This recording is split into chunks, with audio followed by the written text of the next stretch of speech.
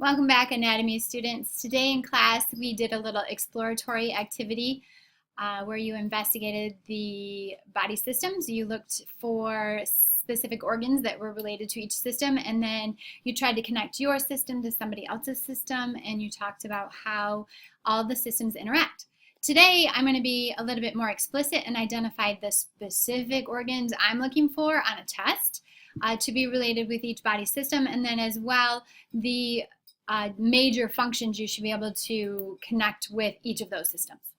So the integumentary system isn't one of the systems we did in class today, but it's basically it's your outer covering. So it's your skin, your hair, your nails. If you were a bird, it would include feathers. If you were a horse, it'd include hooves. But we're only talking about the human anatomy this whole semester, so we'll just look at the skin, hair, and nails. The job of any outer layer is to protect and cushion what's underneath. So that could be your whole skin, or it could be the outer layer of a muscle, outer layer of a bone. Any outer covering's job is basically for protection. It might be protecting you from injury. It might be protecting you from infection.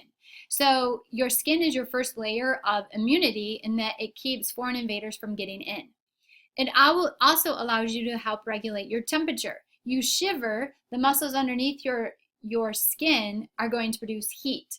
And when you're too hot, you sweat. That perspiration, it's not the liquid sweat that is making you cool, but it's the process of evaporation. So when the skin, or when the liquid turns from a liquid to a gas, it has to use the heat energy from your skin in order to do that.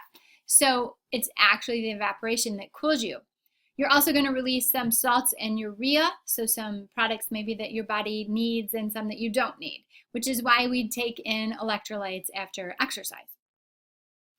Also, it has a number of sensory receptors that monitor your external environment for temperature, pain, pressure, and allows your skin to talk to your brain.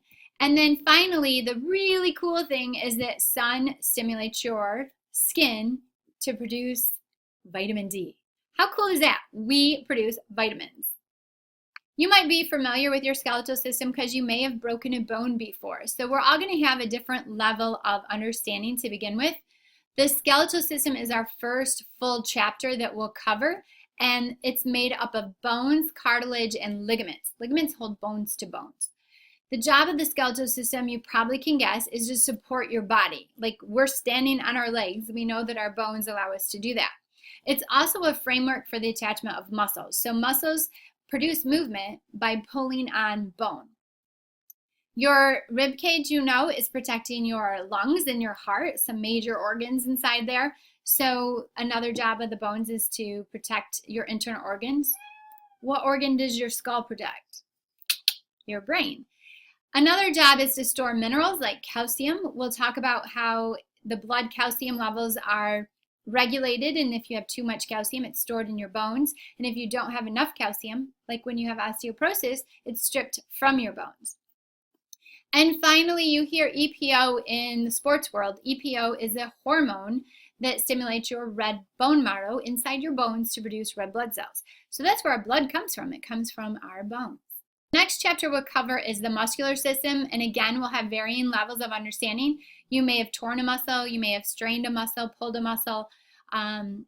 You may play sports, you may not play sports. You may be in the gym getting swole, as I know our boys like to say.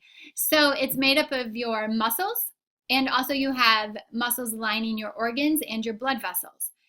So what it does is obviously produces movement. How does it produce movement? I already mentioned it pulls on bones. How does it pull on bone? By shortening. So this will be the first big piece of physiology we cover is the sliding filament theory.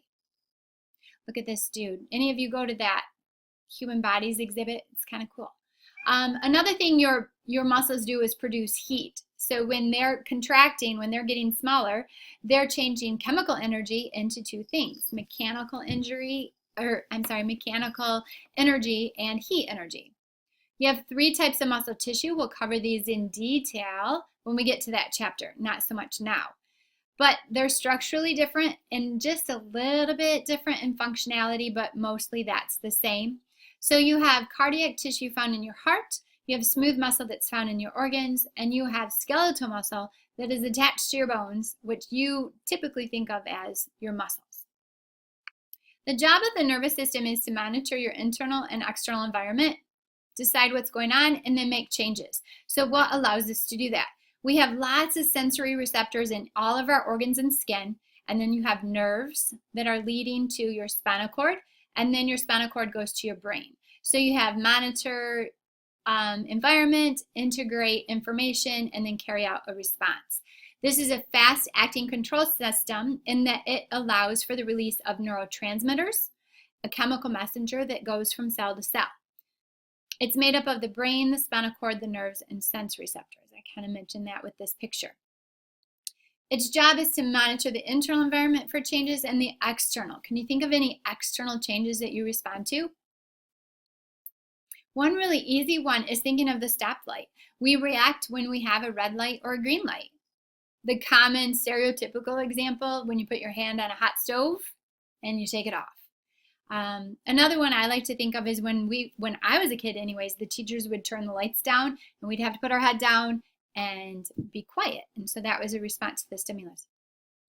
Usually students don't find it too difficult to come up with external stimuli, but internal they're not as familiar with. So do you have any ideas of what an internal stimulus might be?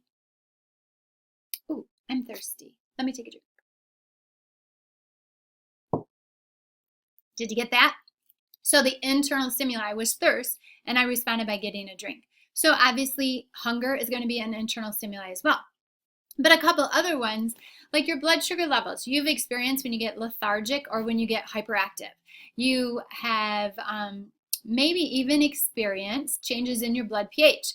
When your blood pH is too acidic, your body responds by speeding up your breathing. And when your blood is more basic, it slows everything down. So that would be a couple examples of internal stimuli. Kind of similar to the nervous system in that it is using chemical messengers to talk between body parts is the endocrine system. The endocrine system is made up of your glands. And where do you have glands? You have some in your brain. You have your pituitary gland. You have your thyroid and parathyroid gland. In the skeletal system, I was talking about the calcium regulation. So these two glands are responsible for that. The thymus gland is responsible for making T cells, which are related to your immune system. And then you have the pancreas, which is going to make things related to the digestive system. You have your pineal gland. You have adrenal gland sitting up here on top of your kidneys. You've heard of adrenaline before. And then you have ovaries and testes, which we talked about in 9th grade. One of the differences between the endocrine system and the nervous system is that the nervous system is fast to respond and the endocrine system is slow. It's slow to respond, but its response has a longer lasting effect. So the endocrine system is going to release hormones. They travel through the bloodstream. So the kidneys release that EPO I mentioned earlier. That EPO travels to the bone and the bone starts creating red blood cells when your body is low on oxygen. So it was responding to a stimulus. The endocrine system is not a system we'll cover in its entire detail. We'll just mention it as it relates to each of our other systems. Can you think of any hormones we covered in 9th grade biology during sex ed? Testosterone, estrogen, progesterone, luteinizing hormone, all examples of hormones. I think ever since elementary school, we've been learning about our cardiovascular system. So this one you should be really familiar with. So I'm sure you know the heart pumps blood and the vessels move blood. So these red vessels are typically arteries because they're carrying oxygenated blood. We show that in red. And then these vessels over here are veins and they're deoxygenated. So we show that in blue. Your blood actually isn't blue. We won't be doing the cardiovascular system until 2nd semester. What do those vessels carry? They carry blood. And what does your blood carry? It carries nutrients like amino acids and glucose. It also carries oxygen. We need that to create energy. It carries those hormones we were just talking about. Look at how all these systems are interconnected. It also is going to get rid of waste, so it's going to take things away from the body cells. Another part that is kind of related to the cardiovascular, because it's in the blood, are those white blood cells. And those white blood cells help fight foreign invaders. So bacteria and things that don't belong in your body, they're going to eat them up. And that keeps us from getting sick. When people mention the immune system, they're more specifically talking about the lymphatic system, so more proper. The lymphatic system is made up of a number of vessels, lymphatic vessels, that look just like blood vessels. So we say they are complementary to the cardiovascular system because they're going to run parallel with one another. Also in our lymphatic system, we have lymph nodes. When you go to the doctors, they palpate your neck to see if your lymph nodes are swollen. You also have lymph nodes in your armpits, in your groin, in your stomach. Also, your spleen and tonsils are part of the lymphatic system. So when I was a kid, everybody got their tonsils out when they were sick. Hardly anybody my age has tonsils. But with science, the more we know, we change things. So we've learned that tonsils are actually very helpful in fighting infection. So now kids don't get their tonsils out. So most of you and your classmates will have your tonsils, and maybe 4 out of the whole class had their tonsils removed. So why is it running complementary with the cardiovascular system? Because your blood vessels get leaky. Like your blood isn't spewing out or anything, but plasma is coming out of it, especially if you have an injury. So the job of the lymphatic vessels is to return that blood to the heart, and then it gets back into the bloodstream. Another thing that happens as it's taking that plasma back to the heart, notice it's passing all these lymph nodes. So the lymph nodes house those white blood cells I just talked about. Look at the interconnection again.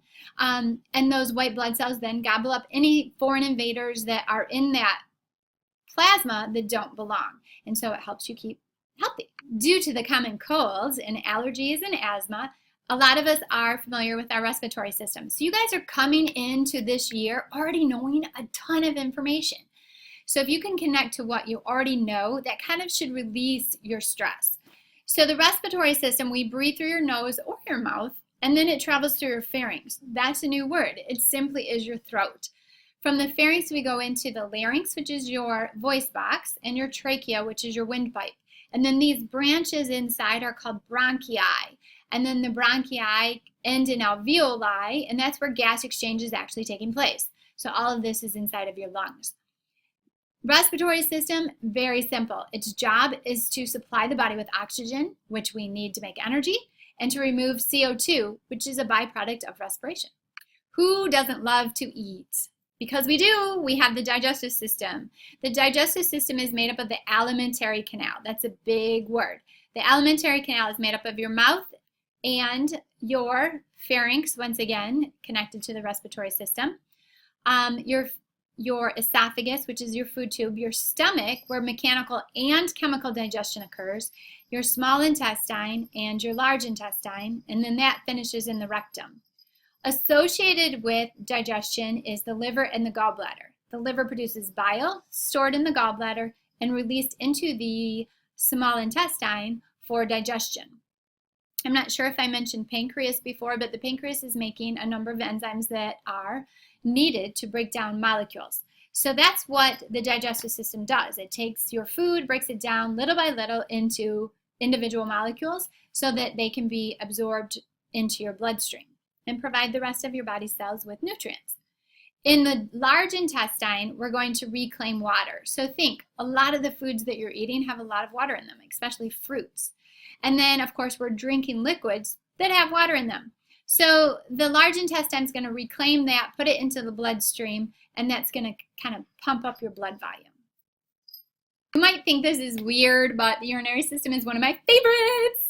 And that's because this is when we get to talk about biochemistry. And I'm a biology major and a chem minor. So anytime I can combine those two together, it's awesome. So in 9th grade, we talked about this because it was pretty much next to our reproductive system. So the kidneys, the ureters, the bladder, and the urethra. So it's also called the excretory system because it's getting rid of waste. Most of the waste it's getting rid of are nitrogenous. Too much of this nitrogenous waste can be toxic, so we got to get rid of it. It also, this is where it gets a little bit trickier, maintains the water and salt balance. And what do I mean by water? Like in between each of your cells and inside of your cells, there's water. And the amount of water and salt and other solutes determines which direction fluids are moving. 9th grade osmosis. Also, it adds to your blood volume. So if your blood pressure is too high, you might have too much volume in your blood, and so it's going to help get rid of that extra liquid, and vice versa. If your blood volume is low, it's going to reclaim water, add it to your blood volume to bring up the pressure. Kind of cool. And then we get into the really chemistry stuff, the acid and base balance of your blood. So before I talked about how acid and base can cause us to hyperventilate or perhaps go into a coma. So when your blood is too acidic, all your systems speed up. When it's too basic, all your systems slow down. So the urinary system is going to play a key role by absorbing or excreting acids or bases, depending on which is needed. And the last system is the reproductive system. Again, this isn't a system I'm going to cover in class because we already did it in 9th grade, so we don't need to do it again. We will, however, cover it when we do our dissection of the fetal pig at the end of the year. And then you're going to see that the inside of the female pig and the inside of the male pig structurally are very similar. And it's easy to confuse one for the other. So that's so cool to know that we're really so much alike. So males, we've talked about this in 9th grade, made up of the scrotum, the testes, the whole duct system, which is really referring to like the vas deferens and all of the little tubes connected to it. And of course the penis. The female, we have the ovaries, which are analogous to the testes. We have the fallopian tubes, analogous to the vas deferens. We have the uterus and the vagina as well. So the primary function of the reproductive system is simply to reproduce the species. So this is how we produce offspring, and it allows for generations and generations to occur. So that's the 11 systems you need to know for your test. On the test, you should be able to identify the major organs that are involved with each system. So that is probably going to be like a matching set, and also the major function related to each system. So either of these actually make for good multiple choice or matching. You can make some flashcards, quiz yourself, or there's lots of Quizlets already online created. So thanks for listening and good luck.